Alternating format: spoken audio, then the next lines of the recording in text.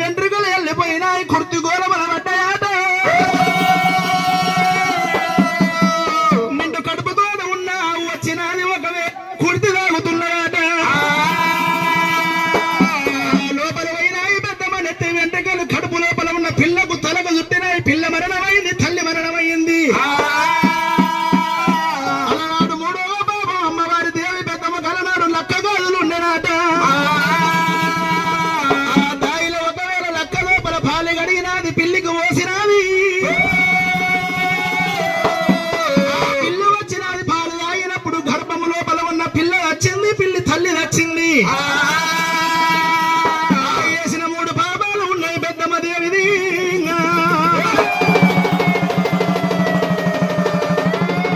ఇసవని పాపాలు పోయి ఒకవేళ నాకు సంతానం కావాలనే కానీ కళ్యాణపట్నం వెళ్ళిపోవాలన్నాడు కచ్చీలు బందీ చేసి కళ్యాణ మేడలకు వచ్చిన నా నాదునికి మాట చెప్పాలన్నది ఒక్క గడియ ఫోన్ ఒక్క గడియ ముఖాన 3 గంటల దూర పెద్దరాజు కచ్చీలు బందీ చేసిండు దొర పెద్దరాజునమ్మా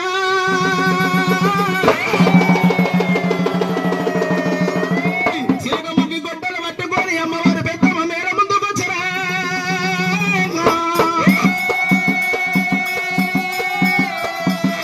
పెద్దరాజు రాకడ పెద్దమ్మ చూసినది పంచమంగళార్తి పట్టుకుంది రావయ్య ప్రాణనాథ ఓ దేవుడు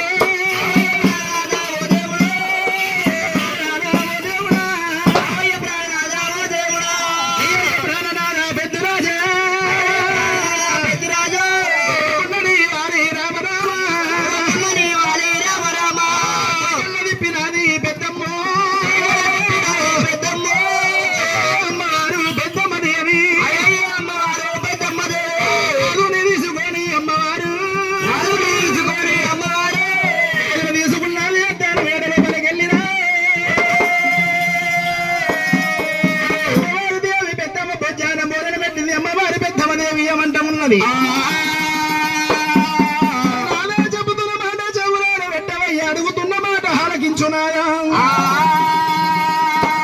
మామ ఏమిటి నానా పెద్దిరాజా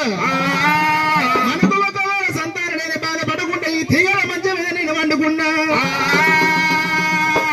అమ్మ రాత్రి ఎలా పండుకున్న సమయం అందు ఇక్కడ దగ్గర కళ్యాణపట్నం లోపల శంభుదేవుడు ఉన్నాడట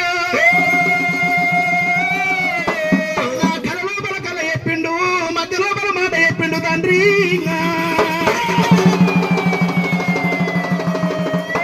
ఏడు నేను దొరకుండా ఏడు వంచుకోవాలి పాలు నేను దొరకుండా పాలు వంచుకొని కదిలి కళ్యాణపట్నము వెళ్ళిపోతే మనకు ఇది ఒకవేళ శంభుదేవుడు మనకు కొడుకును బిడ్డని సంతానం ఒడి కడతాడు నారా రామ రామ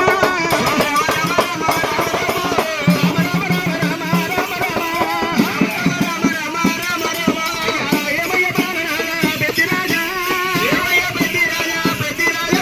కళ్యాణపట్నం వెళ్ళిపోదాము తండ్రి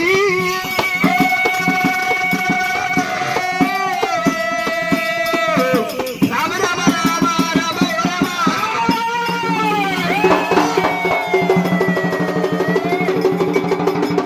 దొర పెద్దిరాజు ఎర్రని గుట్లకు